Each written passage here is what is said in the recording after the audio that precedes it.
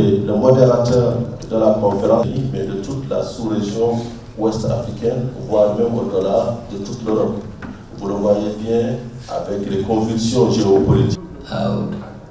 We are honored to have with us an international specialist on this at all level of development phases, upstream, downstream, etc.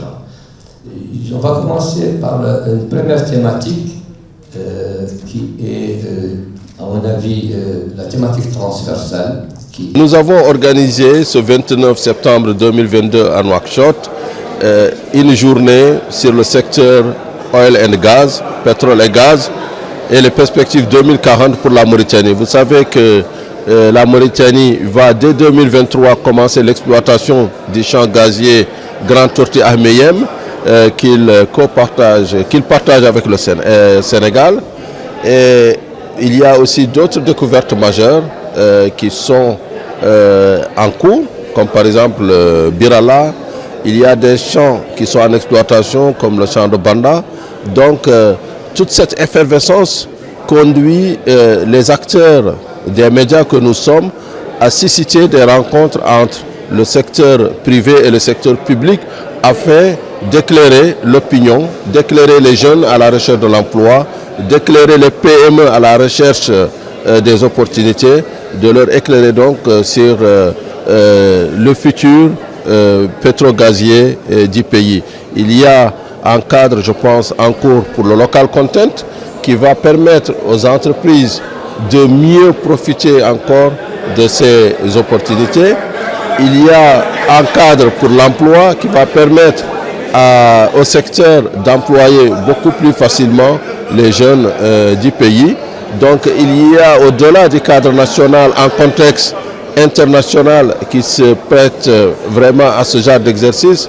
Le conflit russo-ukrainien fait que tout le gaz africain est aujourd'hui à la page, puisque l'Europe cherche une alternative. L'Afrique cherche aussi à tirer profit des opportunités nouvelles qui se créent. Donc cette journée répondait à cette double question de l'intérêt national pour le secteur pétro-gazier et du contexte régional et international. Ok, merci. Le débat ont tourné essentiellement autour de 4 à 5 thématiques principales, dont le premier est le contenu local. Il a été question et il a été débattu la question du cadre légal et réglementaire du secteur des hydrocarbures en Mauritanie. Et l'autre question qui est débattue, c'est toute la question relative aux impacts environnementaux et sociaux de l'exploitation et des investissements dans le secteur pétrolier et gazier, ainsi que la transition énergétique, donc vers une énergie verte, comme les projets de développement du green hydrogen, d'hydrogène vert. Donc le ministre du pétrole, M. Abdel Salam, a commencé par nous brosser un tableau général du potentiel mauritanien en hydrocarbures et surtout de la vision du gouvernement mauritanien en termes de politique de développement sectoriel de ce secteur-là, dans une vision 2030 et 2040.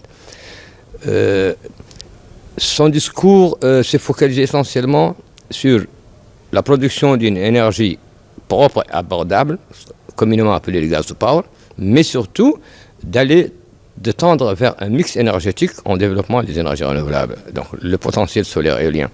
Donc ça, c'est pour la vision, entre autres, bien sûr, du gouvernement mauritanien, qui était très, très intéressante. Et les débats ont tourné essentiellement, les débats d'experts ont tourné autour de cette vision Mauritanie 2040, qui est même aussi un des sous-thèmes de la rencontre. Et l'assistance, l'audience a été aussi très contributive dans les débats, parce que tous les représentants des multinationales opérant en Mauritanie étaient présents, en plus bien sûr de certains diplomates, d'autres experts du secteur privé. Et les débats ont tourné autour justement de cette vision Mauritanie 2040, mais surtout du comment exploiter, tirer profit de la manière la plus judicieuse, économiquement, socialement et environnementalement parlant, du potentiel pétrolier gazé de la Mauritanie. Support Mauritania in attracting, first of all, attention